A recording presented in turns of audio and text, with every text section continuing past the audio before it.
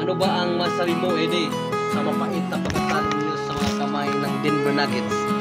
Lalo na yung iconic shot ni Murray na kung saan ay pangalawang bisis itong ginawa sa inyo nung Game 2 at Game 5.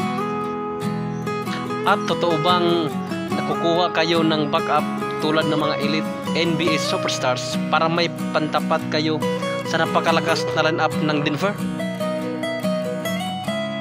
Para sa akin talaga, ang masasabi ko lang sa mga Lakers fans dyan, kayang-kaya lang naman namin talunin ang Denver Nuggets. Kaya lang talagang minalas ako at na-injured ang kaliwang kong kamay. Kaya sinabi ko na lang kay Lolo Bron na babawi na lang tayo sa next season.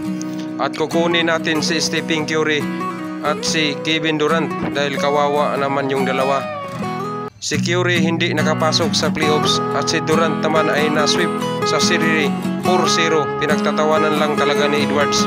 Sabi ko kay Lolo Bron na tulungan natin ang dalawa para makabangon sa laro bago man lang magretiro. Makapagkampiyon man lang sila.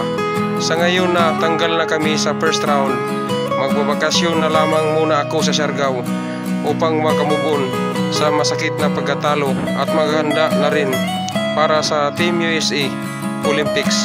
Kaya abangan niyo guys kami sa Olympics, Laker Nation fans, dahil ilalampaso namin ang lahat ng makakalaban at mararanasan din nila ang bagsik ng mga elite NBA superstars.